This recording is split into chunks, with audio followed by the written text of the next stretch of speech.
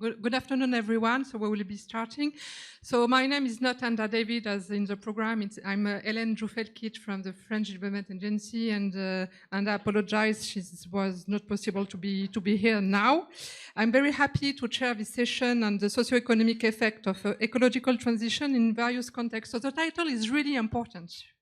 We have the socio-economic effect in just transition programs. The J, the just one, is really lagging behind most oftenly. So it's really important to put the emphasis on this socio-economic impacts and to be able to assess them. Then ecological transition, we need to go beyond climate because climate change is really important, but we need to tackle biodiversity and nature related risk as well. So it's really important to have this comprehensive approach. And various contexts is really paramount as well, because we cannot have a really global recipe for every countries. We need to have very specific and context-specific analysis for each country, and not only at the national level, but even at the local level. So the scales are very important, geographical scales are very important. So in this session, we'll be able to tackle all this issue, and I'm pleased to introduce the three papers, but with many speakers. So we will be focusing on 2 countries, and within these 2 countries, in several departments in Colombia and region in South Africa. So on Colombia, the first papers will be presented by Santiago Barbosa and Gustavo Hernandez on the socio-economic effect of the low-carbon transition. So Santiago and Gustavo are from the Ministry of the National Planning Department in Colombia. Then we will have Raul HOLZ presenting from CEPAL, presenting the role of the social protection in the just transition to a low-carbon economy. So we will deal with the climate first. And then in the third paper, we will be tackling the nature-related risk with Antoine GODIN from the French Development Agency, presenting a very recent paper that is not released yet, but you had the chance to read it already. So on the social consequences of nature-related risk in South Africa with a geolocalized approach. And I have to say that generally speaking, the nature-related risks are often tackled only by the financial side, but Antoine will assess the social impact, and it's really important. So I'm pleased to now to give the floor first to people online, and I will start with Santiago or Gustavo. I don't know who will present first. So we have only 3 papers, so I think we can go to 20 minutes of presentation. And at the end, I'm pleased to introduce Javier BAEZ from the World Bank, located here in South Africa. He will give some insights on the findings and put some takeaways for the discussion. So thank you to all. And now I'm giving the floor to Santiago or Gustavo. Who starts? I'm Gustavo Hernandez. Okay. Thank you. I want to share my screen. One moment. How to pantalla. Can you? Yes, we see the screen. You see? Yes. Yeah. Oh, well, first, I want to apologize for my English, so I try to make my best effort in this moment. We make a document about socio-economic effects of a low carbon transition. In this case, is for Colombia country. Let me. Excuse me. Yeah. Well, Colombia has adopted a policy to reduce the production and oil and coal with the aim to shift from fossil and fuel-based energy sources to renewable and environmental sustainable source. This kind of policy bring as a consequence a structural impact of the economy, affecting the way of production and consequently employment and income generation. So we want to simulate this policy to try to make some evaluation about that. This article, we try to show the transmission mechanisms and potential effect of a reduction of oil and coal. I want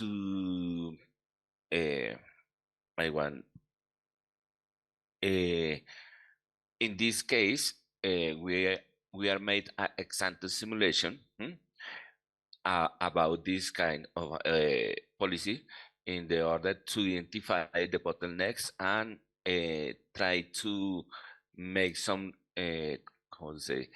policy recommendation about what is the best way to make this policy. We are going to make, first of all, an stylized facts on the Colombian economy to try to understand the results of the simulation. Oil and coal sectors are very important for Colombia. For example, a large portion of oil and coal production has been exported in the last 10 years. In more or less is the 56.2% of total exports. Besides, these are important source from FDI investment. This case is 34.9%. In general, we are make some simulation about national level. In this case, we make some simulation with at national level, but we want to make some simulation for the regional level. So we split the regions in Colombia into kind of sectors. First of all, coal, excuse me, let me, two regions. Region, Guajira, Norte de Santander, and Córdoba. These regions is intensive of production of carbon production, and Putumayo, Caquetá, Casanare, Arauca, Santander is a region with intensive production of oil. In this case, we make the regions, what is the important regions in Colombia. For example, this is Bogotá.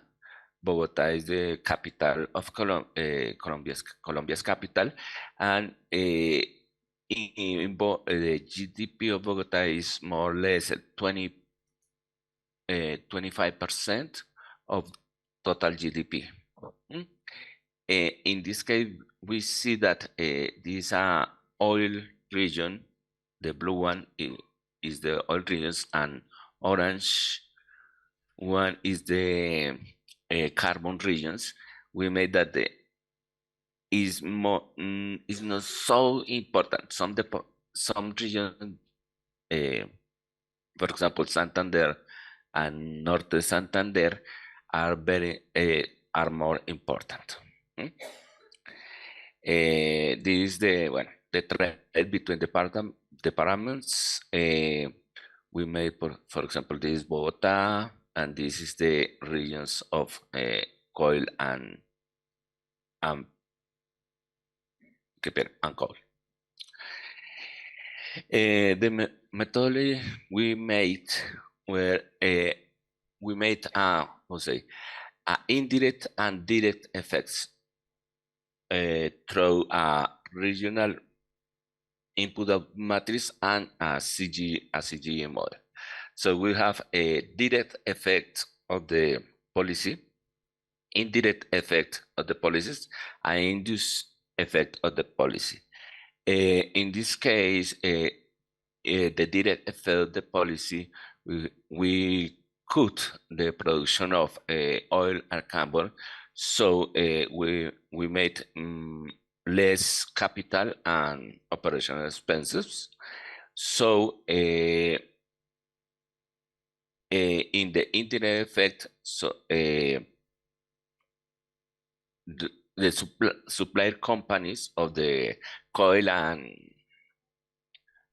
and coal companies or firms are less, as this is the indirect effect. So there are change in the industrial effect is change in the employment and skills development. But this is not the only effect. There is an only effect on government expenses, because oil and company give royalties to the government. So some social programs are almost be cut because they don't have more money, and this is brings as consequence a change in the productivity, income, and standards of living. Is this the general, aspects or issues we have? So the models used were a multi-regional input matrix for in Colombia there are 32 regions and Bogota. A computable general equilibrium model at national level, and a micro simulation model to estimate the effects on poverty and income distribution. That's the results. In this case, we made a cut to half of oil and coal production.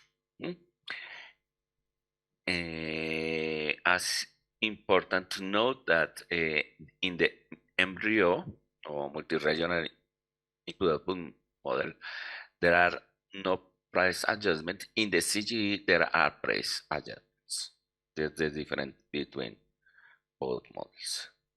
So this is the effect of the at departmental level on production and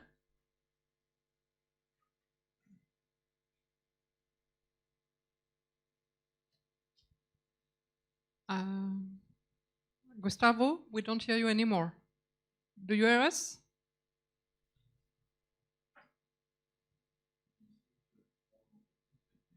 Oh.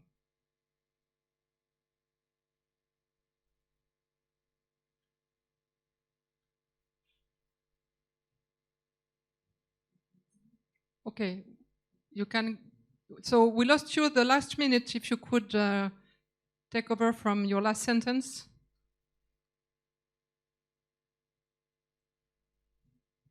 You are muted.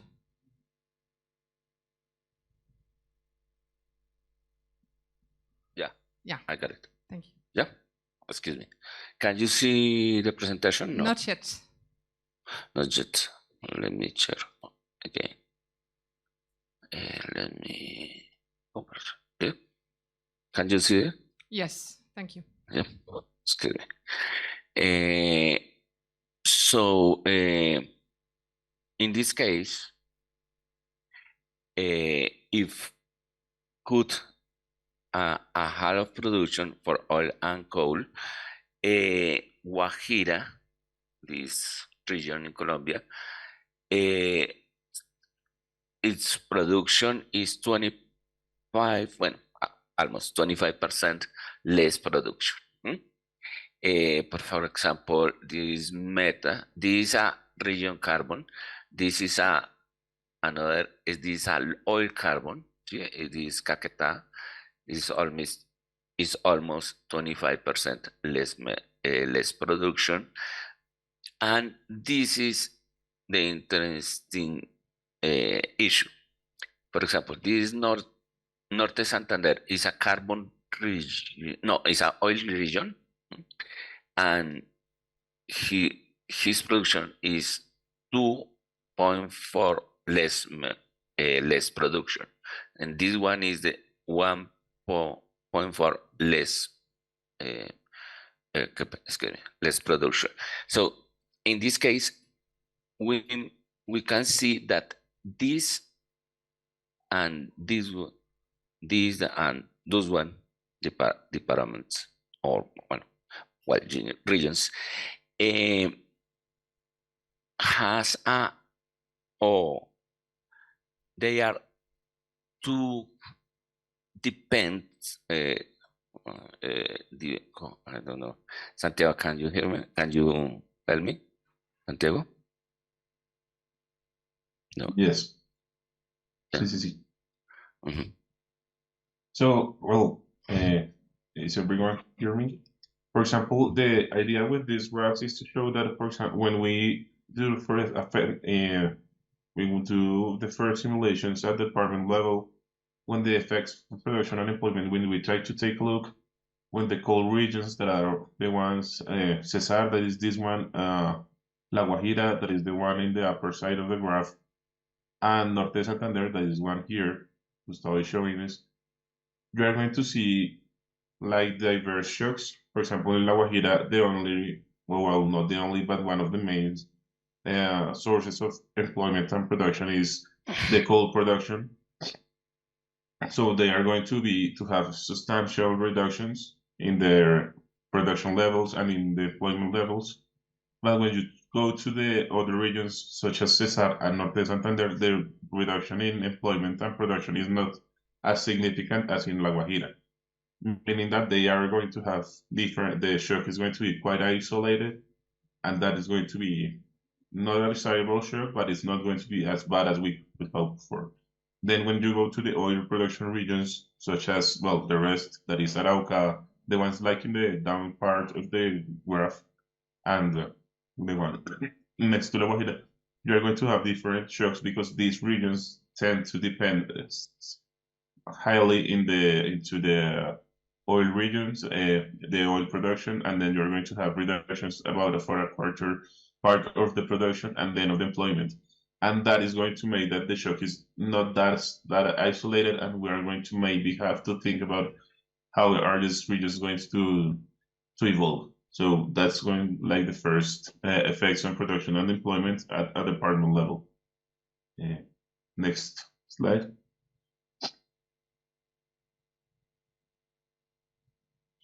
That's it. So, well, let me.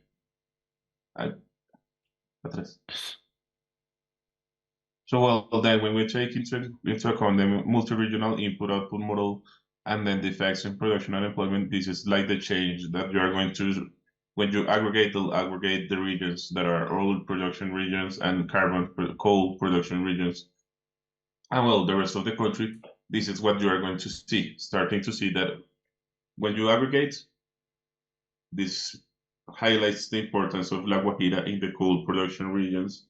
And is that when we took a look in the graph of the regions, we didn't saw that much of a change in production and employment in the production, just in the other ones, just in La Guajira. But then when you aggregate, the overall shock is going to have like a reduction about 12% in the production and 11% in the employment on the coal production regions.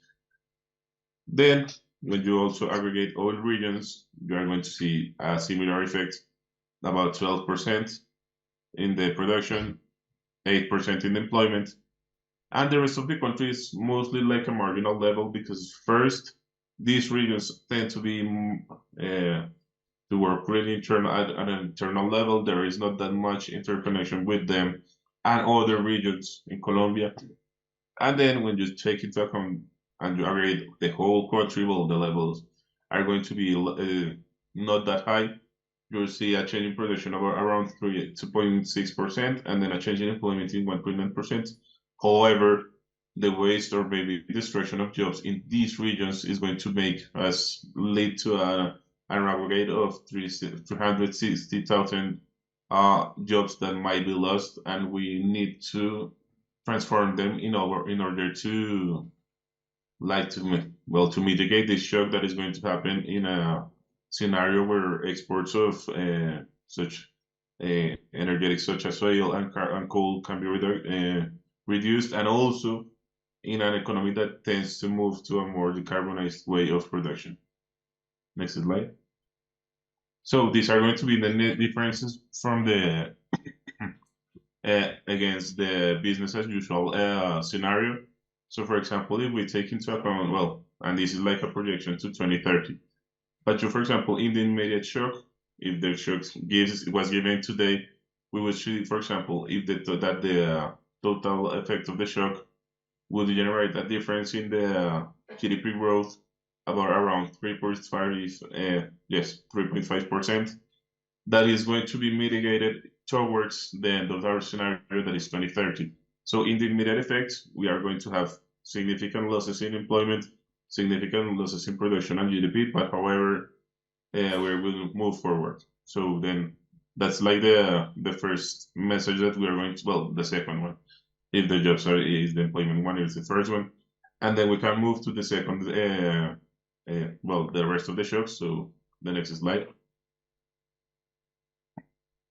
For example, as we saw mentioned at the beginning of the presentation, investment in Colombia tends to go a lot to these two, especially oil extraction.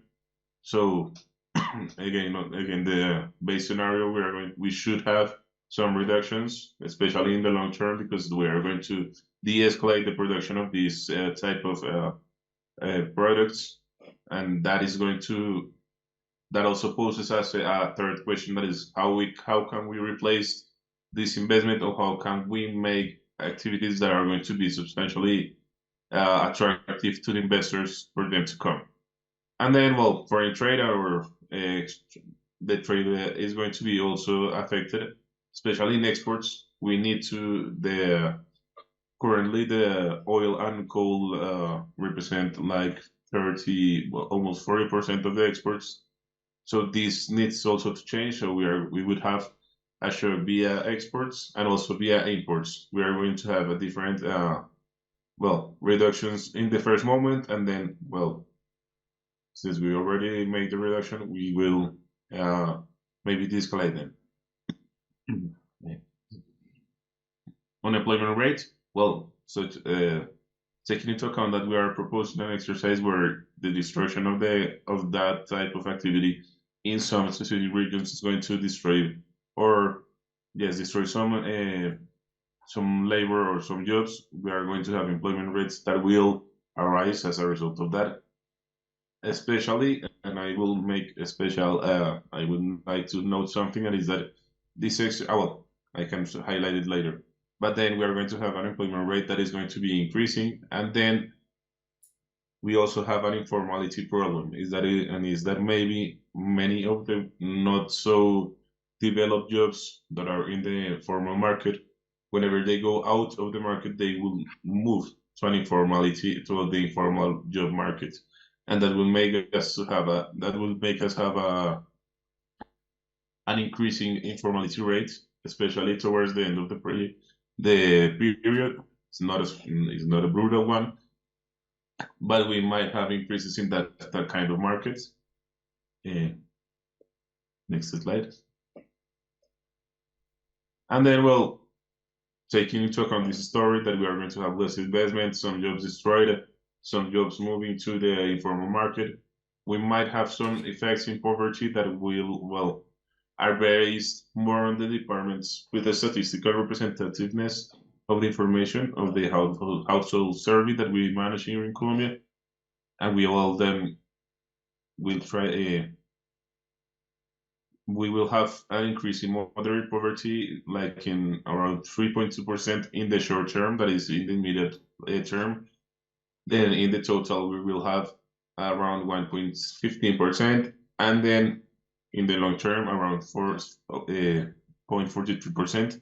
And then when we take a look to the extreme poverty scenario, we will have it's not that that high. It's like half of the moderate poverty shock. We will have an increase in 1.4% in the immediate term, and then moving to 0% in the second one and the third period of time we're considering. Next. So then all these questions try to pose at first well, pose the first question, that is how can we mitigate this, and which would be mitigation policies that will be ideal. So simulations involving mitigation policies are going to be presented cross-region, like increased production in different sectors such as agriculture, agri-industry, and tourism for carbon and oil regions, and then targeted mitigation policies that are going to be non-conditional transfers, like a subsidy of 1 million pesos, that is around 250 USD monthly, given to the people who love their jobs at a national level. However, before presenting results, it's important that we mention that we are not having into account or taking into account a structural change in these scenarios. This is with the how much we could mitigate without structural change. Then the structural change is also a consideration that we must have in the end. But for example, when we try to increase the production, well, this is in the first column, we are going to have the reduction in production that we already saw. And then we try to increase agriculture, agribusiness, and tourism. In the multi-regional input-output matrix, we try to see how many employments we could generate with these scenarios. So trying to mitigate the 362,009 around that employment that we lost in oil and carbon production. So then we move, for example, in agriculture, increasing the production might allow us to generate around 45,000 employments. Then agribusiness, we are going to generate around 107,000 employments, and then tourism, 95,000 employments. And that will lead us, for example, just thinking about agriculture and agribusiness, we can lead to 152,000 employments around.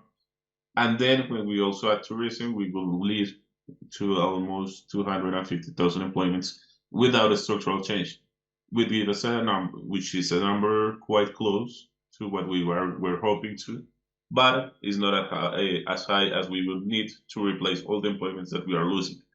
And that generates the first question, and is talking about a structural change. And given a structural change, we might be able to replace them and mitigate the problem in the production side. Then, in the next slide.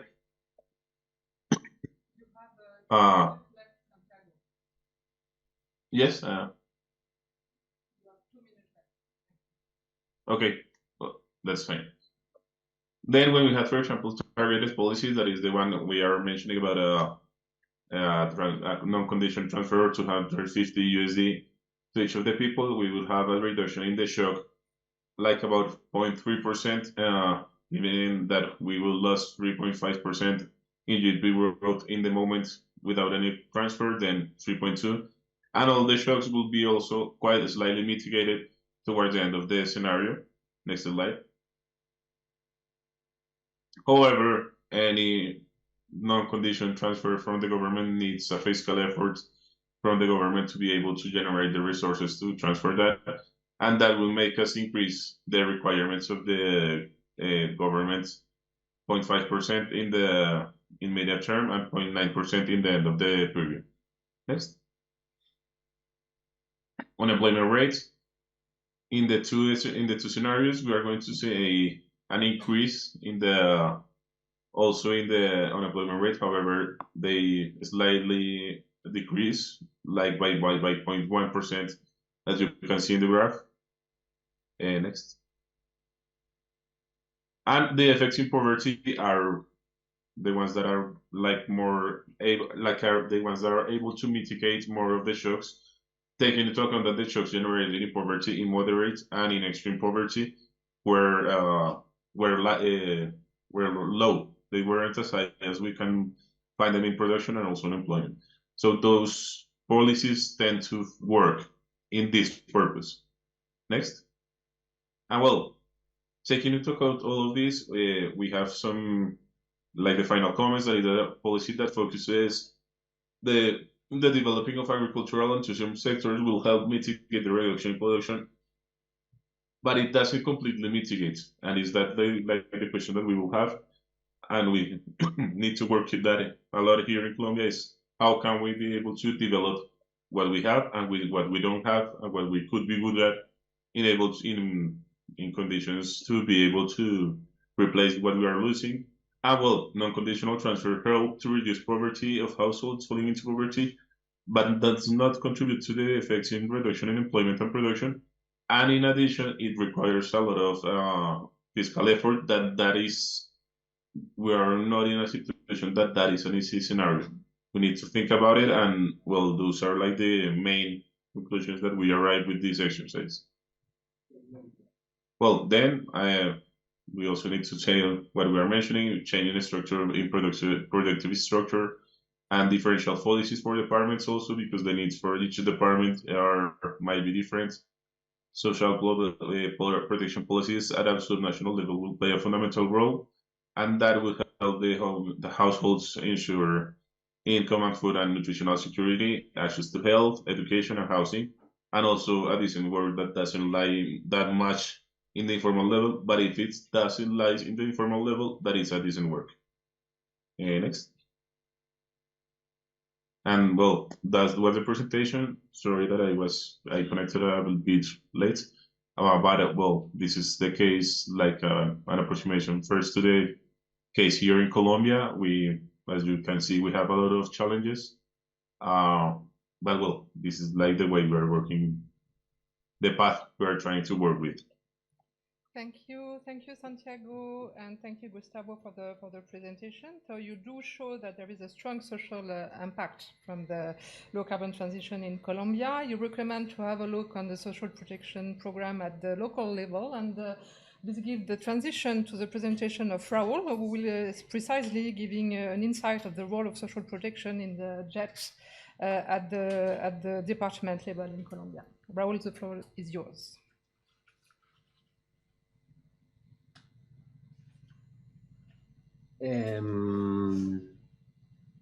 Are you able to see my slide? Yes, absolutely. Yes? Yes. Yeah. First of all, good morning to Gustavo and Santiago. Good afternoon to you in Cape Town. I wanted, first of all, to give the thanks for having me in this, and to be able to participate in this seminar. Thank you to the French Agency of Development and the University of Cape Town. So what I'm going to present now has to be seen as a complement to what Gustavo and Santiago has just presented. So I will talk about the role of social protection in the just transition to a low carbon economy in the case of Colombia. First of all, this is based on a study that was carried out by a consultant that used to work with us for several years, Beatriz Morales. On the right side, you can see the document, which just was released a couple of days ago. To begin with, I want to clarify first a couple of key concepts which are important to understand the key role of social protection. First, what do we understand under a just transition? A just transition refers to the process by which economies moving towards a green economy also strengthen each of the 4 pillars of decent work. A green economy is characterized by emitting little carbon, but also by being socially inclusive. And one of the 4 pillars of decent work is social protection. So we can see that social protection has a key role in the process of just transition.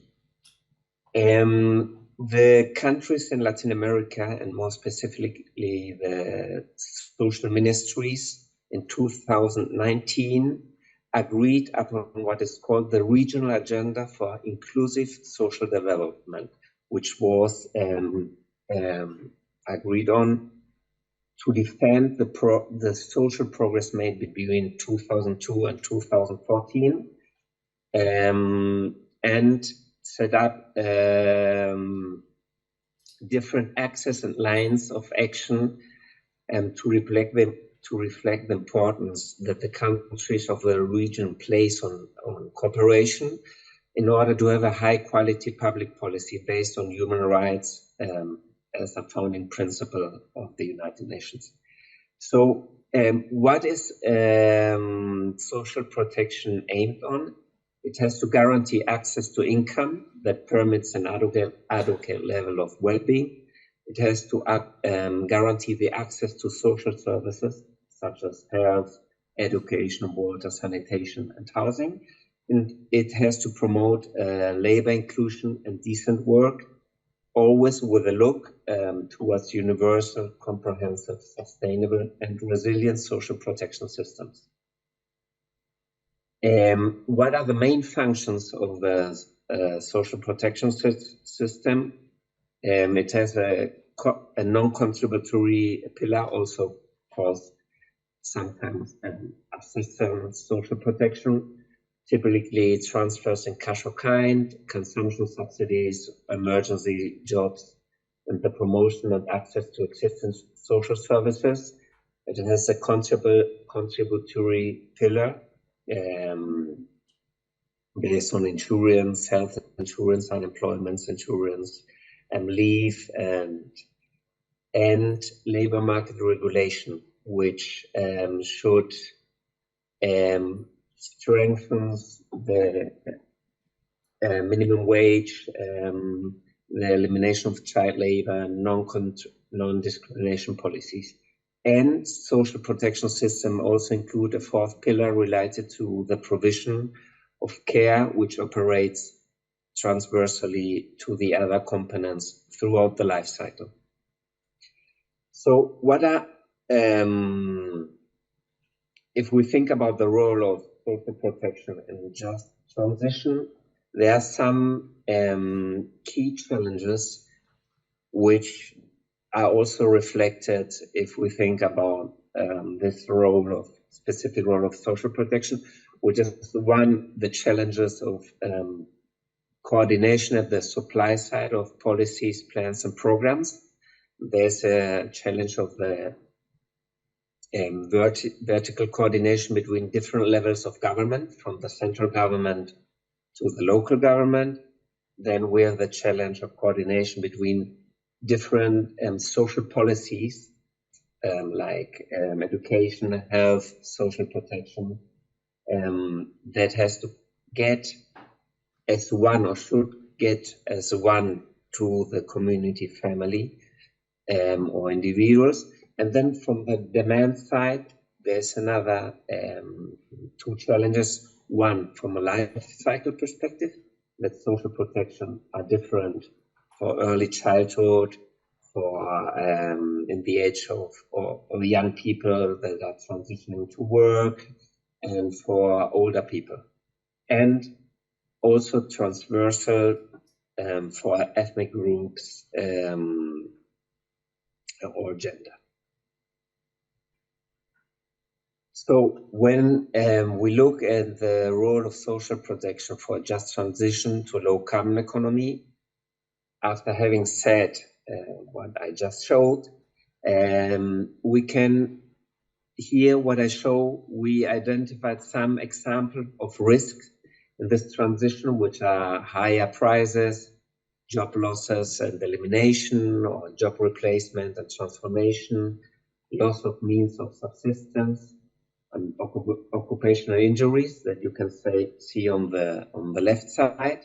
Then the three distinctive social protection roles that I just mentioned: the protection of income, ensuring access to social services, the promotion of decent work, and on the right side, types of social protection instruments that I referred to when I showed the three pillars of social protection, where we can identify components of non-contributory social protection, contributory, and the mixed one, which is light green and dark green.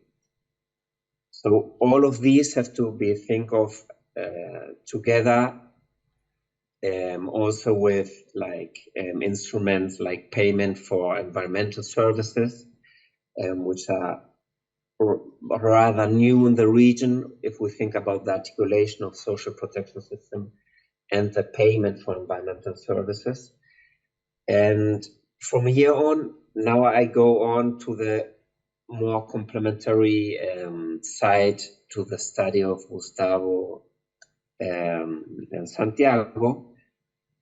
And as they just saw from the macro simulation carried out by them, they identified that out of 32 departments or regions in Colombia, we can identify 8 key regions in the transition to a low carbon economy. 3 of them are mainly coal-producing departments in the northern part of Colombia, and 5 of them are mainly oil-producing departments. So what we see here is a map of the multidimensional poverty, and we see that in these 8 departments, around 60% of multidimensional poverty is explained by the dimension of education and work. And when we see where the regions which face the worst multidimensional indicators, La Guajira in the north of Colombia, which is the darkest, has about almost about 50% of poverty. So now I will show 3 graphs that show the main social protection systems which were under operation until the end of last year. The current government is in the process to unify the different social protection programs into one. It's called Renta Ciudadana. But here we worked, which was with the programs which were available until the end of last year. And here, when we look at the coverage of the social protection system, or the main social protection programs, Familias en Acción, which is like Families in Action. This is the goal is their families with kids up to 18 years old. This is a conditional transfer program linked to education and health. Then we have Jóvenes en Acción, the second one, which is Youth in Action, which is mainly a training program and which is aimed to train young people in the transition to the labor market. Then we have the third one, which is Colombia Mayor, which is for older people, and the fourth one, which is a refund of the VAT tax system, and the Ingreso Solidario, which is solidarity income, which was designed during the COVID pandemic. So when we look at this main social protection programs, what we see is that they cover between 2 and 23% of the population living in multi-dimensional poverty. When we see the gray bars, they cover about 2 and 4 or 6% when we look at them as a percentage of the total population in these regions, and they cover as a percentage of the total receiving population nationwide up to 25-27%, which are the blue bullets. When we look after the coverage, now the sufficiency in terms of amount, which the monthly amount that people receive, we see that none of them reach the extreme poverty line. So they are all below the extreme poverty line, which is the blue bar. The light blue bar shows the exercise in terms of the poverty line, and none of the transfers permits the people to reach the poverty line. So we have a challenge in terms of coverage, and second, in terms in terms of sufficiency. Here I show a summary of the difference. The first two columns show a summary of the different extreme poverty lines, which differ in each region or departments and the poverty line. And the third column shows estimated job losses estimated by the Gustavo and Santiago, which amount to about 360,000 people. So when we make a mathematical exercise to estimate how much would it cost additionally for the social protection in terms of GDP to reach the extreme poverty line and the poverty line, what we obtain is that an additional transferment to the equivalent of the national poverty line would amount to 0.03% of GDP for 3 months, 0.07 for 6 months, and 0.13% for 1 year, which, if you think about the amount, it seems not so much for people to be the additional financial effort to reach the poverty line. Now, to finish, some of the challenges, which are some of them structural to the social protection systems in Latin America, which is, of course, the challenge of coordination, which is an essential part of the effort to deal with the fragmentation of the institutional framework.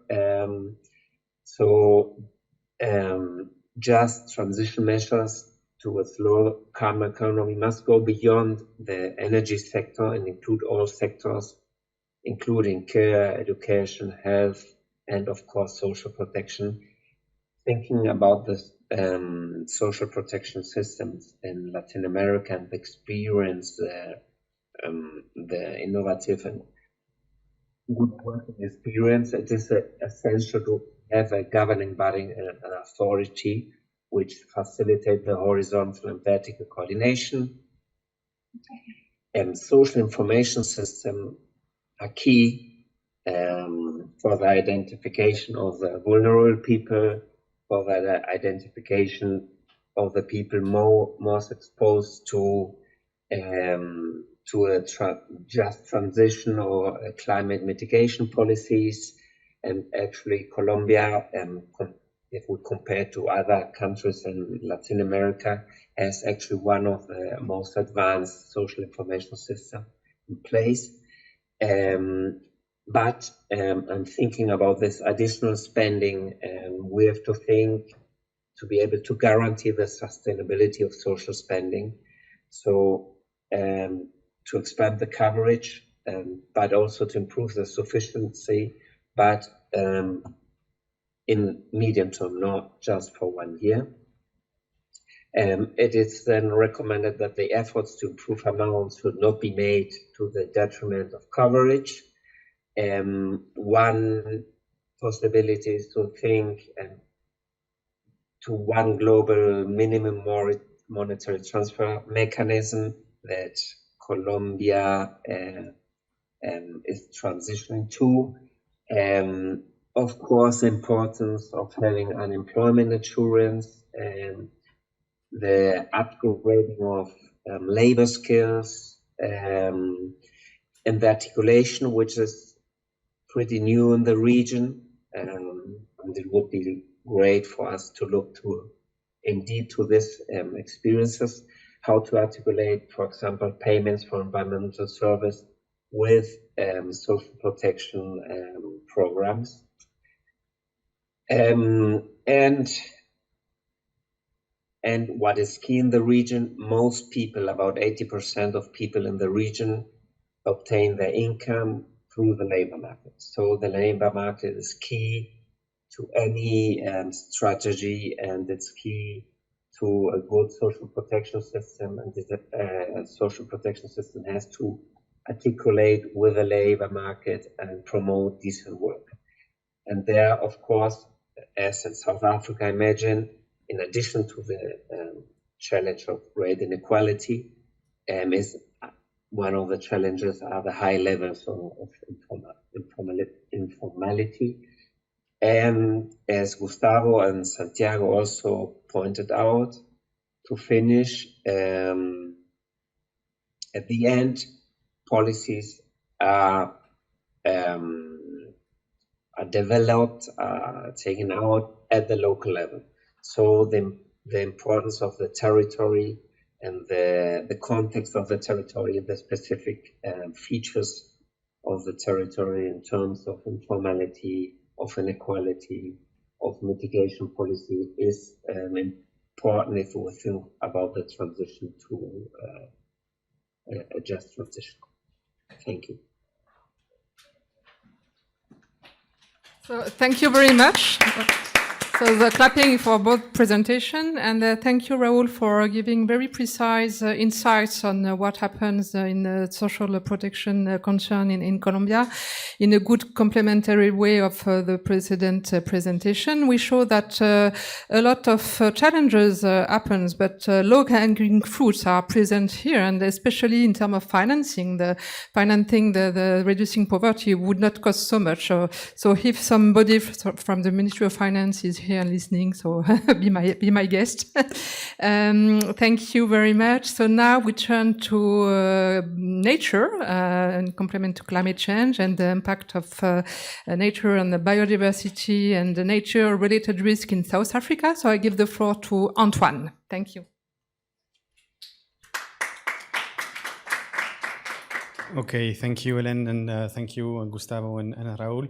We'll move towards a more local content, and what I'll be presenting today is a work that we have been conducting with colleagues from the AFD, Paula G. Lazzaro and Julien Cala, and then also local partners, SANBI, DFFE, SARB, WWF, and Conservation SA. Can I change? Yes, brilliant. So something important here, when you look at literature on climate or nature-related risk, we often concentrate on the idiosyncratic risk, the risk that specific institutions are facing with the emergence of a global transition or with climate change leading to physical risks. What we're trying to do here is to show that actually, when you look at the risk related to nature, there are two different types of risk that emerge. The individual risk, which is what I was mentioning before, which depends on the fact that specific firms are producing depending on ecosystem services or are exerting pressure on ecosystems. Then firms that are financing these production processes, so the portfolio is depending on the firms that are depending on ecosystem services or exerting pressure on ecosystems, and hence you can have a probability of nature-related shocks that happens and impacting production or portfolio. Of course, the individual risk depends also on the capacity to absorb these negative impacts and respond to such impact. And then what you have is a less studied, but I think as important, which is the systematic or systemic risk, which is based on the macro financial structure of the economy in which the risks are emerging.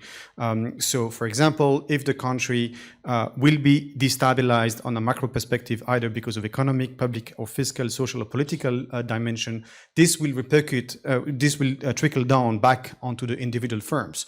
And so for many firms in the global south, the macroeconomic stability is as important as their own stability to raise financial income. So as I was saying, yeah, you can have sovereign risk that have an impact, financial market risk also have an impact and impacting all actors at once. And then something which is new also, and I think this is very important for countries when they are developing their development strategy, you have to make sure that you target the right sectors to develop. If you are targeting a sector which is dependent on ecosystem services that will disappear, or if you are targeting a sector that is exerting a lot of pressure on the environment, then you actually are facing strategic risk because you are expecting these sectors to grow while they actually shouldn't grow.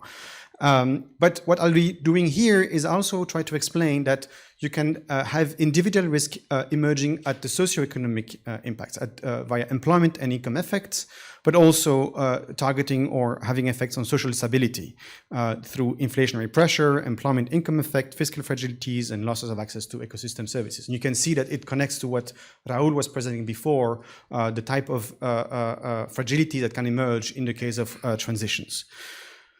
So how do we do this kind of analysis when it comes to nature or biodiversity? Well, what we try to understand is two different types of risk, what we call physical risks. That is the fact that ecosystem services are not being produced anymore by the ecosystems. So think about no access to water, problems in terms of pollination, and so on and so forth. And then you have transition risks, which is what happens when there are policies that are aiming to reduce the pressure that the economy is exerting on biodiversity, reducing pollution, reducing natural resources, and so on and so forth. To do this, so we have databases that explain how economic activities are either dependent on ecosystem services or that are exerting pressure. And then what we look at is at how these economic activities are interconnected through the industrial network. And this is where we have typically input-output analysis. And then we look at how these different industries play different role in an economy. And I think this is something very important.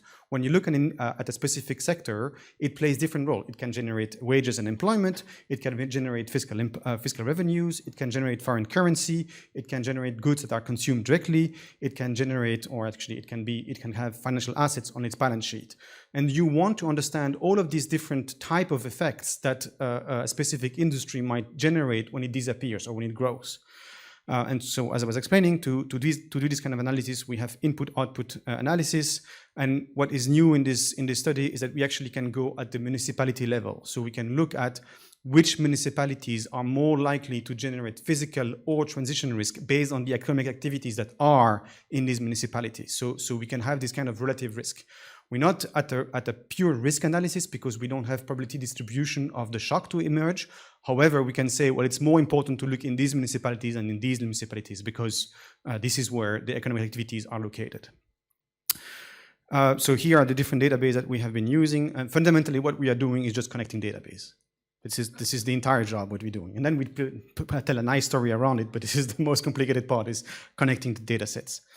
And in this case, I have to admit that South Africa is extremely well endowed with data sets. And so it's something that's worth noting, and it's worth keep on financing because you need that kind of data to keep on doing this kind of analysis. Right. So I'll skip the national presentation because I want to concentrate on social aspects, but we have the paper is coming out soon, and we already have made a large presentation, so I can send you the link to the webinar, to the replay of the webinar where we go deeper into the analysis. So as I was saying, what we do at the municipal level, we know in which municipality is there a risk of water shortage. This is coming from a water risk filter for South Africa produced by WWF. And using the Quantec Easy data, we know what is the share of economic activities that are highly dependent on water provision in municipalities. And so by crossing the two, then we know, okay, well, it's in these municipalities where you have the highest risk of water shortage, and you have activities, a large share of economic activities that would be impacted if water shortage were to occur. And so that allows us to look at the impact of such water shortage on production, final demand as a proxy for inflationary pressure, profits as a proxy for investment, wages and employment as a proxy for income for households, taxes as a proxy for fiscal deficit, and exports as a proxy for foreign reserve, foreign currency income. And the different bars, the yellow one is when you look at the national level, when you take aggregates, but then this is an absolute exposure. It's not the vulnerability analysis. and then the blue and the green one, the blue ones is all of the municipalities where there is a risk of water shortage, and the green one is the municipalities where there's a risk of water shortage and a high proportion of economic activities that are dependent on water. And you see that, of course, the numbers are declining because we are making more precise, but we know that those green bars are very likely to happen. And it still is significant. 20% of exports are actually highly dependent on water. It's almost 10% of production, 10% of final demand. So that's actually significant in terms of risk of income generation, but also in terms of inflationary pressure that might come out of it. I explained this. In terms of transition risk, what we look at is what kind of ecosystems is threatened by what type of activities. And here we concentrate on ecosystems that are threatened by mining activities. We concentrate on mining because mining is a large source of pressure on biodiversity. And here, so what we look at is the proportion of ecosystems that are threatened by mining, and then we look at the share of mining activities in these municipalities. Again, the idea is to say, well, mining might be actually taking place in an ecosystem which is not threatened by mining activities, in which case it's not a problem. What we're trying to understand is where is mining taking place in ecosystems which are threatened by mining activities. And so what we see is that 47% of mining production is located in municipalities which are highly covered by mining threatened ecosystems. But also what is interesting here is that we can look at what type of mining activities are taking place. Is it all mining or is it a specific type of mining? And what we see is that in the end, those mining activities that are the more likely to exert pressure and threaten ecosystems is coal and metal. It's not so much gold and other mining and acquiring activities. So it's really if we want to reduce the pressure, you really want to concentrate on trying to reduce the pressure that coal, hopefully it will disappear at some point. I don't know if I should say that, or metal. This is where there's the highest gain in terms of pressure could be made. And of course, you have a regional distribution which is very different. We see Mpumalanga, which is very dependent on coal, and so on and so forth. But you can see that fundamentally, this allows us to have this kind of prioritization. Where should you invest to reduce the pressure exerted by metal? Because metal might be very important for the low carbon transition. So it's not like just simply saying, oh, we'll stop doing metal. This is something more complicated than that. And what we could do by looking at SARB data, we could also look at the types of financial assets that are dependent or that are emitted by these sectors. And so this is where we can look at the financial aspects. Let me go quickly over the main contribution of the first study, and then I'll explain about the social aspect. So what we see, nothing new, water-related ecosystems are the most important source of risk for South Africa. 80% of exports and 40% of consumed goods are highly dependent on groundwater provision, which represent 1.2 trillion of rands, which is 24% of GDP. But when we look at the local aspects, we can locate which provinces are the more likely to be impacted. And even though the total numbers are lower than in the national exposure analysis, it's still significant effects that you could have on these provinces. Now, what are we presenting here is we'll deep dive on socio-economic risks and the people's exposure to nature-related risks. So here we're trying to understand, okay, how will people be impacted by these nature-related risks? And we look at two aspects, the indirect exposure through employment and in threatened sectors. So we'll try to look at what type of jobs are threatened, what type of income do they generate, what is the socio-economic characteristics of the exposed jobs.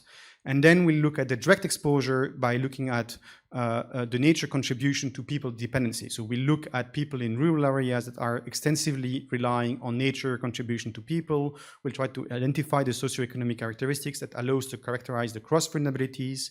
What we see is that people with high level of dependency to ecosystem services are the most exposed to physical hazards that are than non-dependent people. So what we see is actually the nature-related risk might worsen the situation. Just to give you an idea, so we can look at the indirect vulnerabilities induced by jobs, and then we can look at the direct vulnerabilities that are coming from the fact that households are either dependent on ecosystem services or are generating impact on biodiversity. So quickly we extended the data set by using the labor force survey and households survey. All right, so let's look at jobs. What we can see, based on the previous study, we can show the number of employment in the 10 most exposed sectors, so land transport, crops, cattle, electricity, coal and lignite, dairy, and then the others. And we can see that these type of sectors are not distributed evenly across provinces. So of course, we find Mpumalanga, again, very exposed due to the mining industry, but not only, and so on and so forth. So 1.3 million jobs are in exposed sectors, and they represent more than 15%, for example, in Mpumalanga. But then what we can also look is that the kind of job, the exposed jobs that are exposed don't have the same socioeconomic characteristics. They are mostly on the lower income range and usually on the low skill jobs. We have to be careful here because I'm not sure that the representativity of the data, Anda is here and looking at me and saying, shh, you should not say. So we're using the, yeah, Javier will say the same. So I'm covering my ass here. No, so we're presenting the results, but of course we should improve them. But I'm just showing the kind of stuff we could go for further. But for example, the electricity sector has a more diversified skilled labor structure. And then let's look at the direct vulnerabilities, and I'll conclude with this. So what we did is we looked at the people's reliance on nature to fulfill basic needs by households' answer to the community survey, to proxy economic services dependency. And then we can use clustering algorithm to split municipalities according to the inhabitant level of dependency level to ecosystem services. So we can identify which municipalities are hosting more people dependent on ecosystem services for the fulfillment of their basic needs. And then we can look at that by crossing these municipalities dependent profile with socioeconomic indicators and ecosystem integrity. What we see is that the very dependent municipalities have a higher multidimensional poverty index than the others. So you can see that the first box plot there. And then we can see that the very dependent municipalities also have a relatively low integrity of natural habitat, which seems to infer, and this is something again, we have to work further on this. This is a very preliminary result. It seems to infer that vulnerable people from a socioeconomic perspective could also be more vulnerable to the nature-related physical risks. So that implies that we really have to go further into the analysis of these nature-related risks and to the appropriate social policy response to these kind of risks that are emerging. Okay, so I'll quickly conclude here to have a bit more time for the discussion. So nature-related risks can have effects both directly and indirectly on people. They could affect more vulnerable people either because through jobs or through income, but also because they are very dependent on ecosystem services to fulfill their basic needs. And on this, I will stop here and thank you for your attention. Thank you, Antoine, for this very innovative study, and to the co-authors. So I'm pleased now to welcome the final Javier for the discussion. So give your insights and the ways forward. Thank you. No, thank you very much. Thank you for thank you to the organizers for inviting me to be a discussant in this session. And I want to thank Gustavo, Santiago, Raul, and Antoine for the presentations. And I think the format is not to start discussing each presentation, but rather trying to bring some of the common messages and share some reflections. But on Antoine's work, I have to say I found it fascinating. Last night I was reading in the plane, and as you said, it's very innovative, it's very granular, and the fact that you made an effort to bring different data sources together and tell actually a very compelling story is great. So I really enjoyed doing it, and I should have looked at the representativeness of the data, and I didn't, but to me, it looks fine. Yeah, thanks. So the other thing that I wanted to say is when I was coming to Cape Town, I was asking myself, what are the odds that you have two papers on Colombia, one of them presented by two Colombians, and then a Colombian discussant in the same room for the session? Is really those things that are difficult to to understand, to believe. The one point that I have is I very much like the session because it comes from the more macro modeling to the more people-centered and also more specific diagnosis of different risks of vulnerability. So I don't know if it was intentional, but I think the committee of the workshop nailed it because I think it was a great mix. On a more substantive, I have two main points to make, and are mostly related to the first two presentations, or particularly the first one is I have, I would say, the great opportunity to work with many countries now in Southeastern Africa in trying to see what are the strategies to make the green transition possible, and both economically, but also from a social perspective. And then in what I've seen is the results of these simulations analysis are obviously very useful. We want to make this debate as evidence-based as possible, but we also need to be very careful because incomplete evidence that is not caveated properly can mislead a policy formulation, policy making. So I understand the effort that Gustavo and Santiago presented as perhaps the first building block of the evidence that is needed to inform the green transition in Colombia. CGEs, for those who are familiar, know that it has many advantages. It's relatively easy to use and to model some policy changes, but it's in reality a black box. You don't know what's happening behind all these relationships. And so what we are advising countries, and I see many development actors doing the same, is try not to rely only on results from CGE models. Try to be more granular and do analytical efforts that go deeper in what are the structural constraints to growth in the sectors that you think are needed to make up for the losses, in particular in countries that are depending on extractives. So I think the case of Colombia is very, very clear. It's a country that is exporting oil, gas, and coal, and then in a CGE model, you assume that you are going to reduce it by half and will compensate through agriculture and tourism. Yes, that in a CGE model is possible, but in reality, is it realistic for Colombia to be able to fill the gap in many dimensions that the rents from oil are represent for the Colombian economy? Just to give you a sense of how we need to bring more realism and rigor to our analysis in informing the green transition is Mexico, which is one of the, I think is the main touristic destination in Latin America, receives about 65 million tourists per year, okay? And it accounts for it represents about 8% of the GDP in Mexico. So it's a big sector. Colombia aspires to compensate for all the income from oil and coal. With tourism, receives 2 to 3 million tourists. Now after COVID, things rebounded. We are in the order of 4 million tourists per year.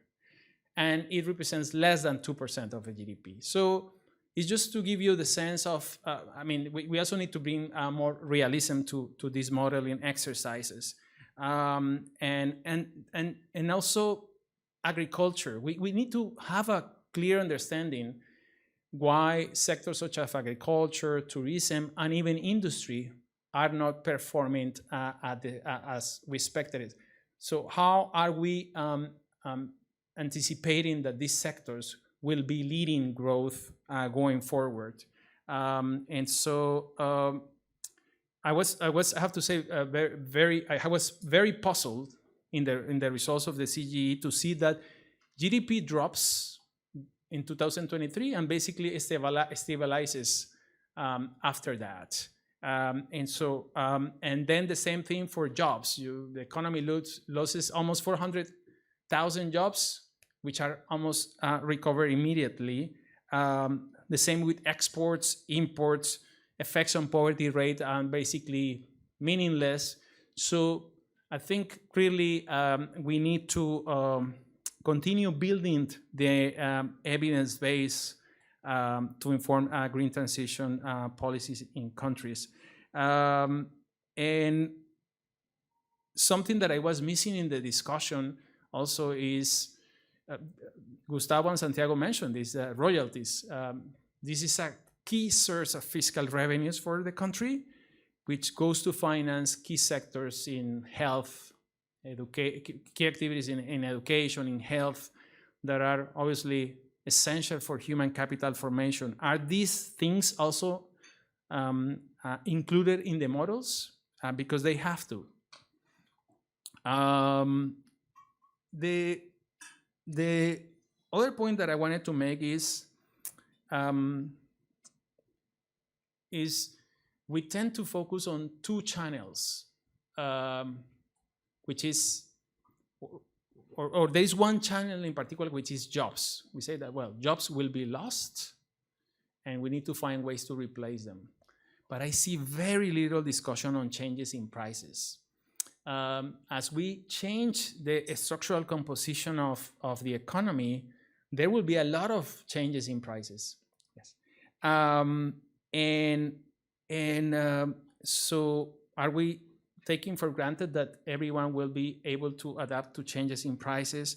Another one is the affordability of green transition. Everyone talks about the transition from coal intensive sources to greener sources, but there are costs associated to that, and low income people will probably face the higher, biggest constraints.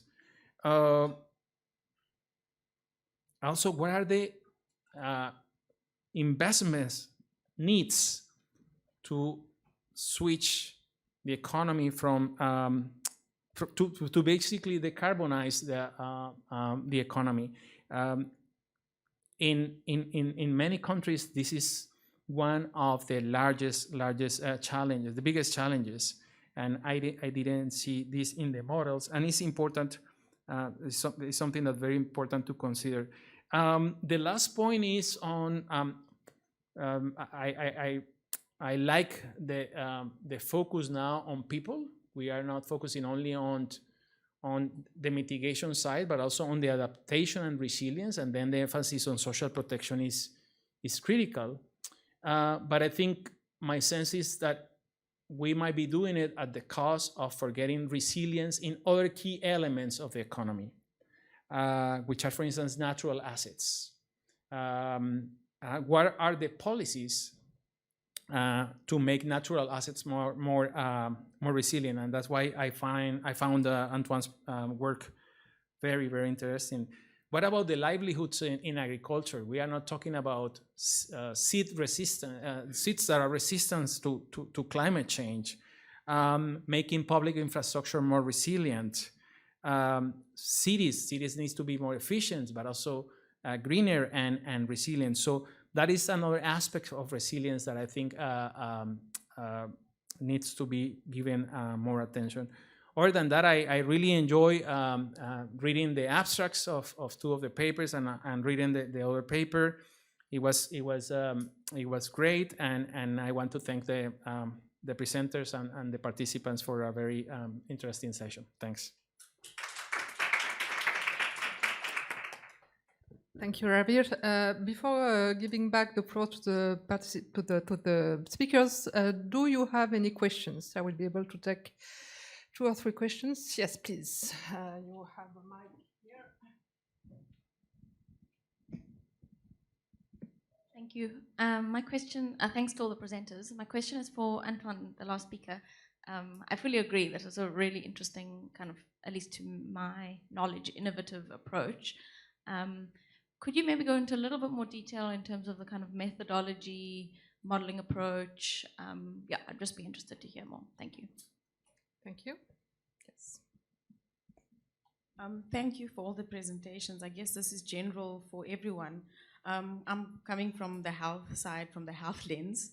So Colombia's Ministry of Health is one of the health systems that actually signed an MOU with Healthcare Without Harm to decarbonize the healthcare system, which is amazing. So this also makes sense. But so what I feel like we're talking about jobs here and also about the risks that you mentioned as well.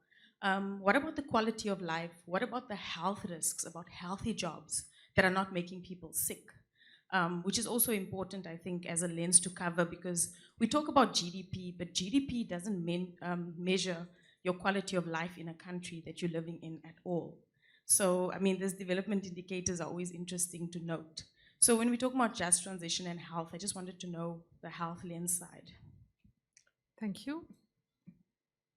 Okay, no question. So who wants to start? Maybe we start online. Gustavo, do you want to answer?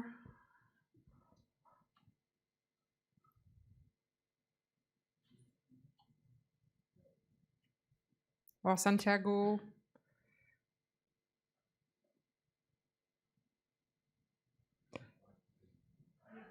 You are muted. We don't. So I was proposing to react maybe to Javier's comment, and if you wanted to add the final words. Can you hear me? Yes, please. Okay, so maybe trying to address many of the observations that were made, but like in a quick way. For example, it's clear that there are some, if not quite some limitations where trying to, when you work with different methodologies such as CGs or multi-regional input-output. However, maybe all these questions are not that easy to answer, for example, in one only exercise, but in a complementary way, we have tried to understand how we could be also affected via, for example, specifically the royalties. We also have an exercise that we developed with a stock flow consistent model with that Antoine is aware of, and it's called, it tries to understand specific dynamics of royalties that, of course, are going to be a really important fiscal loss that we have. So maybe the exercise can complemented with different exercises what we already have done, and also exercises that we are doing in-house at BNP or also at AFD. But I agree that it's also important to try to understand the limitations and try to work. That's why the reason that, for example, Raul, Antoine, and we mentioned as for an important, the importance of trying to attempt to find the ideal focus points that we should be able to aim via, for example, a structural change. If we try to understand which sectors are going to be, then would be the ideal to be attacked or to be improved, or to be like the main focus point of policies that aim to make them competitive in a regional level. That's like the aim that we will have, for example, regarding health. The health system here in Colombia, there is a specific policy that is aiming to develop the health system in a different way, and that might be able to generate a better, to improve the conditions of people, because that is one of the main, from some of the final comments that we made, we're going towards having jobs, but not just having jobs but have decent jobs that allow people to have a decent way of life. Trying to move them from different, from a lower level in the quality of life to a medium, for example. And those are questions that need to be taken into account. Of course, the exercise and the simulation that we run made sure to some of these questions, but all of these are questions that can be attacked with documents that we have already done, and also for the further exercise, especially with the example of tourism, of agriculture, of agri-industry, and those are things that we are going to try to take into account and maybe address in a different scenario. But yes, they are all comments that we need to take into account, specifically in Colombia. Thank you very much. Raul, do you want to react? Yeah, thank you for the questions, for Javier's words. I agree with him in general that I think each estimation is based on a model, and they're just one additional input for good diagnosis. But then you have to look at the reality of the country, to the governance, to the existence of a social compact to be able to make the transition or not, to the institutional framework. There are so many other elements which are important and which didn't address. So I agree on that. This is just one minor input, I think, for the debate, initial debate. Then concerning the health question, I'm not a health expert in Colombia, so of course it's important to address the safety and health at work as also a vital component of decent work. But I don't know how the health system particularly works in Colombia. Maybe Gustavo and Santiago can complement in more detail. Thank you. Thank you, Raul. Antoine?